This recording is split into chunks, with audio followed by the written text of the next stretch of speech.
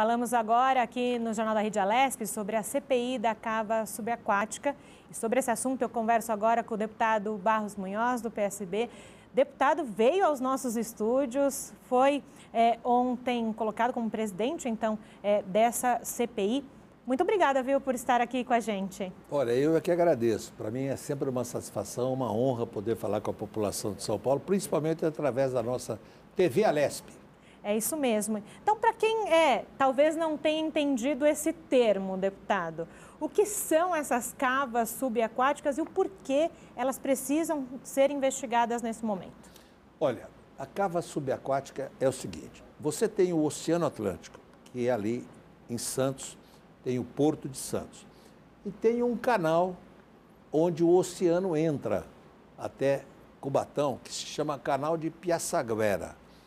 Então, ali os navios entram e tem os terminais que recebem os produtos que vão ser exportados, né? E dali os navios, depois de carregados, saem e pegam o oceano e vão embora. Muito bem, a maior parte dos produtos tem resíduos, que são açúcar, milho, soja, entendeu? E isso vai sedimentando no fundo do mar. Então, há uma técnica moderníssima que foi adotada para se fazer uma cava, uma cava mesmo, é um buraco. Um grande buraco. No fundo do mar, no fundo do mar. Eu não sei exatamente qual é a profundidade, mas é muito fundo. Sim. Que cabe 2 bilhões e 400 mil toneladas de resíduos. Né? Então, isso foi sedimentado como um aterro sanitário, muito semelhante a um aterro sanitário que se faz hoje para destinação de lixo. Tá. Né? E depois foi coberta e encerrada. Então, essa destinação, há quem critique que prejudicou o meio ambiente, prejudica o meio ambiente e que precisa ser desfeita. Essa é a razão da CPI, é isso que a CPI vai investigar. E justamente é um tema, não é, deputado, que já foi discutido algumas vezes aqui na casa, né? E agora, como o senhor nos explicou, será investigado. A principal preocupação nesse momento, claro, os trabalhos estão começando, mas a principal preocupação, então, da comissão é entender que ponto de impacto causou isso para o meio ambiente e, consequentemente, para a população local. O início, talvez, das investigações e dos entendimentos é por esse caminho? Olha, o início é exatamente esse. É saber se efetivamente causou algum dano, causou algum mal ou não, que técnicas foram utilizadas, quais foram os malefícios eventualmente provocados e quais são os benefícios provocados. Essa é a finalidade de uma CPI. Toda CPI devia visar isso. Se realmente houve alguma coisa errada ou não, se for propor o conserto do que está errado, ou então simplesmente reconhecer que a coisa é correta e nada há a se condenar. Nós temos, então, um prazo, né, pré-determinado para que a Comissão Parlamentar de Inquérito aconteça. Como eu disse, né, ontem, né, o deputado Barros Munhoz foi eleito presidente da CPI, o vice é o deputado Ricardo Madalena. Perfeito. Não é? A próximo prazo seria escolher um relator para poder compilar todas essas informações? Exatamente. Aí eu estou ponderando, a escolha cabe ao presidente, vou procurar fazê-la com bastante discernimento. E eu tenho certeza que vai ser bem conduzida, porque essa é a nossa intenção. É uma coisa muito democrática. CPI no Brasil é uma coisa que foi muito distorcida, infelizmente. Eu tive a honra e a felicidade de participar de algumas que eu presidi, muito importantes e que tiveram boas consequências. E tive a infelicidade de participar de algumas que não deram em nada praticamente, foram muito distorcidas. Eu espero que a nossa seja, como a maioria das que foram feitas aqui, uma boa CPI com bons frutos e bons resultados. Até porque, né, se pensando na população e daquilo que impacta esse dia a dia da população.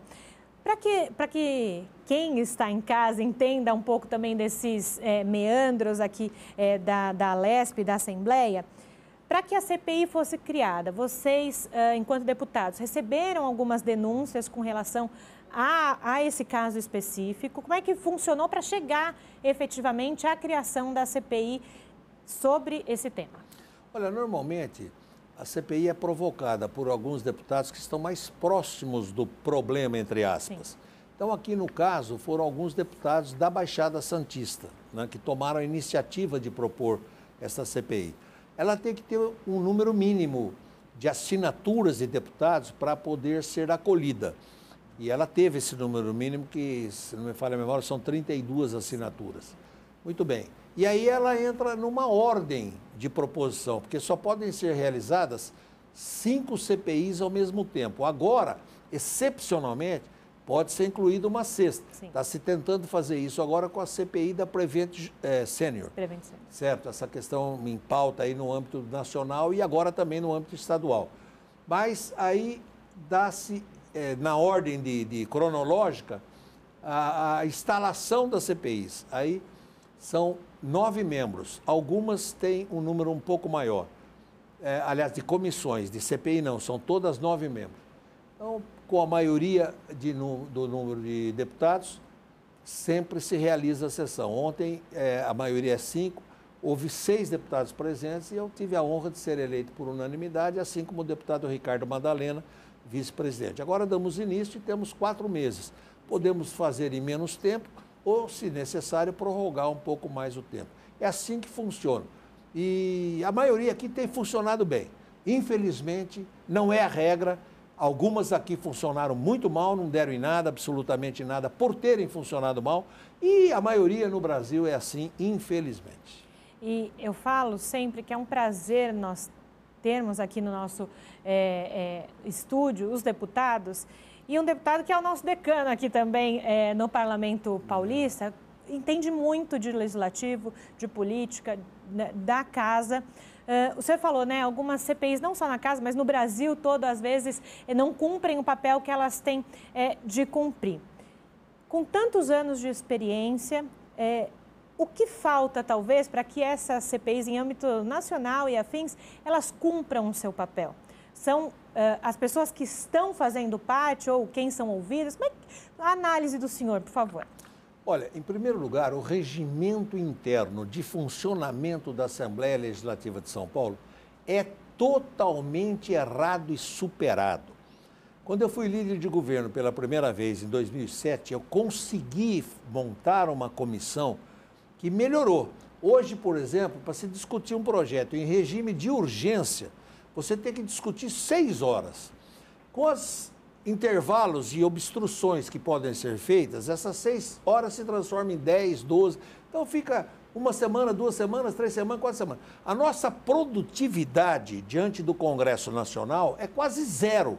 Essa é uma realidade. Não é culpa do atual presidente, do antecessor, do ex. Quando eu fui presidente, eu também tentei aprimorar, e outros presidentes aprimoraram, mas precisa ser modernizado. É chato, é cansativo.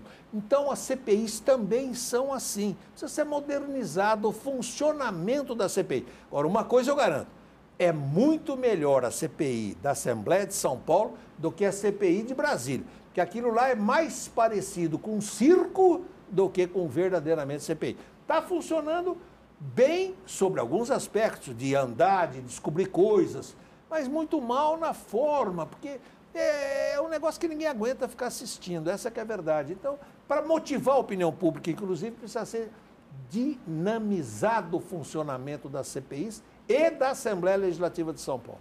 Eu agradeço, então, deputado, por o senhor vir aqui aos estúdios do Jornal da Rede Alesp e falar com o público em casa. Muito obrigada, bom trabalho hoje por aqui. Eu agradeço e me sinto feliz e orgulhoso de estar num estudo tão bom, com tão bons profissionais. Muito obrigado. Nós é que agradecemos, viu? Nossa equipe de pauta também sempre em loco em tudo que acontece. Ontem aconteceu a CPI, as meninas já trouxeram o senhor aqui hoje ao Jornal da Rede Alesp. O Jornal da Rede Alesp vai para um rápido intervalo, nós voltamos já já com mais informações para vocês.